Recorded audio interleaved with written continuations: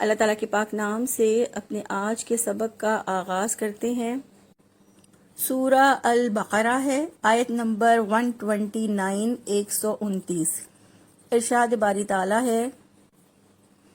ربنا وابعث فیہم رسولا منہم یتلو علیہم آیاتک ویعلمہم الکتاب والحکمت ویزکیہم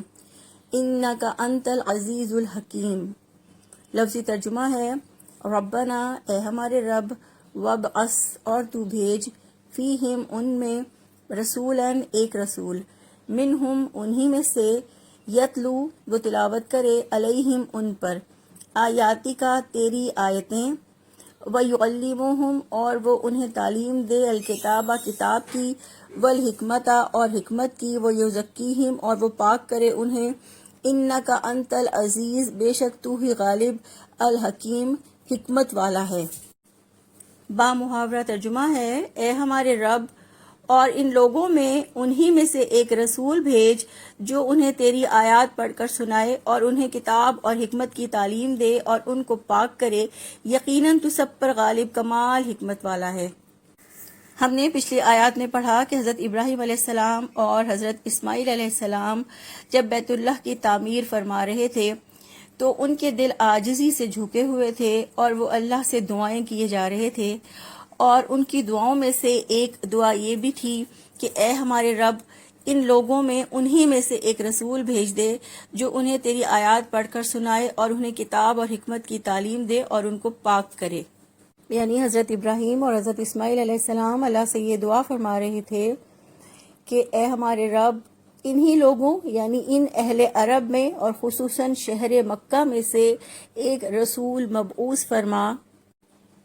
جو عرب کے رہنے والوں کو کتاب اور حکمت کی تعلیم دے۔ تو اللہ تعالیٰ نے حضرت ابراہیم علیہ السلام اور حضرت اسماعیل علیہ السلام کی یہ دعا ایسے پوری کی کہ حضرت اسماعیل علیہ السلام کی نسل میں سے محمد صلی اللہ علیہ وآلہ وسلم کو مبعوث فرمایا۔ اسی لیے رسول اللہ صلی اللہ علیہ وآلہ وسلم نے فرمایا کہ میں اپنے والد حضرت ابراہیم علیہ السلام کی دعا اور حضرت عیسیٰ علیہ السلام کی بشارت اور اپنی والدہ کا خواب ہوں۔ پھر فرمایا، یتلو علیہم آیاتی کا، جو انہیں تیری آیات پڑھ کر سنائے، ویعلمہم الکتاب والحکمت ویزکیہم اور انہیں کتاب اور حکمت کی تعلیم دے اور ان کو پاک کرے یعنی ان کا تزکیہ کرے۔ اس آیت میں اللہ تعالیٰ نے رسول اللہ صلی اللہ علیہ وآلہ وسلم کی 4 ذمہ داریاں بیان فرمائی ہیں کہ سب سے پہلی ہے تلاوت آیات یعنی قرآن مجید کی تلاوت کا اہتمام کرنا، ان آیات کو حفظ کروانا، ان کو سمجھانا، اور پھر اس کے ساتھ ساتھ کتاب اور حکمت کی تعلیم دینا، کتاب یعنی قرآن مجید کی تعلیم دینا، اور حکمت سے مراد حدیث کی تعلیم ہے۔ امام شافعی رحم اللہ فرماتے ہیں کہ قرآن مجید میں جہاں جہاں حکمت کا ذکر ہے تو اس سے مراد سنت رسول صلی اللہ علیہ وآلہ وسلم ہے۔ تو رسول اللہ صلی اللہ علیہ وآلہ وسلم کی ذمہ داری کے بتاتے ہوئے اللہ تعالیٰ نے فرمایا کہ آپ صلی اللہ علیہ وآلہ وسلم کی فرائض اور ذمہ داری میں یہ چیز بھی شامل ہے کہ وہ قرآن کے ساتھ ساتھ حدیث یعنی سنت کی تعلیم بھی دیں، اور پھر اس کے ساتھ ساتھ ان کا تزکیہ نفس بھی کریں، یعنی مسلمانوں کے نفس کو شرک سے، کفر سے، توہمات سے اور اخلاق کی خرابیوں سے پاک کریں۔ تزکیہ نفس سے مراد نفس کو پاکیزہ بنانا، سنوارنا، اس کو ٹھیک کرنا ہے، یعنی اخلاق، عادات، معاشرت، تمدن، غرض ہر چیز کو سنوارنا شامل ہے۔ اور اس کا مطلب یہ ہے کہ عملی طور پر صحابہ کرام کی تربیت کرنا آپ صلی اللہ علیہ وآلہ وسلم کی ذمہ داری تھی، اور یہ آپ صلی اللہ علیہ وآلہ وسلم کی تربیت اور آپ کی صحبت کا ہی اثر تھا کہ معاشرتی بیماریوں میں مبتلا اہل عرب کو اللہ تعالیٰ نے لوگوں کا پیشوا، لوگوں کا امام بنا دیا، یعنی صحابہ کرام جو اسلام سے پہلے ہر طرح کی اخلاقی اور معاشی اور معاشرتی برائی میں مبتلا تھے،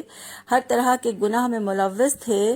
جب رسول اللہ صلی اللہ علیہ وآلہ وسلم نے ان کی تربیت کی، ان کو قرآن سکھایا، ان کو حدیث سکھائی اور ان کے نفس کو پاک کیا، تو اللہ تعالیٰ نے ان کو دنیا میں بھی اور آخرت میں بھی بلند درجات سے نوازا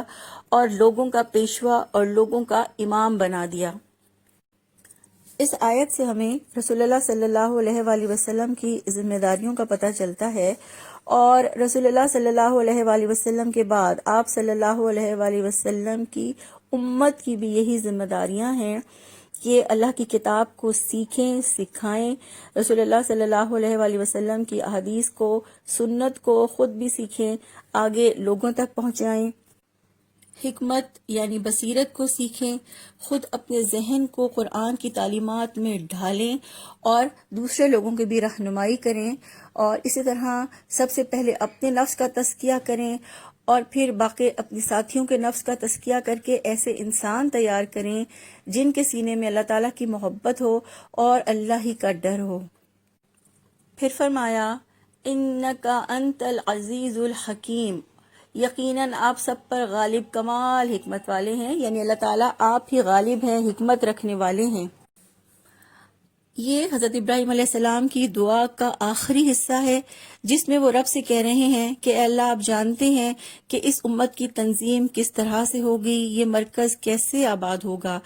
آپ کے پاس سارا اقتدار ہے، اے اللہ آپ ہی ان میں ایک رسول مبعوث فرما دیجئے جس کے توسط سے خیر کا یہ سلسلہ قیامت تک جاری رہے۔ اللہ سبحانہ و تعالیٰ سے دعا ہے کہ اللہ تعالیٰ ہمیں رسول اللہ صلی اللہ علیہ وآلہ وسلم کی پیروی کرنے اور آپ صلی اللہ علیہ وآلہ وسلم کے مشن کو آگے بڑھانے کی توفیق اور آسانی عطا فرمائیں، آمین۔ سبحانک اللہم و بحمدک، نشہد ان لا الہ الا انت، نستغفرک و نتوب الیک۔ السلام علیکم و رحمۃ اللہ وبرکاتہ۔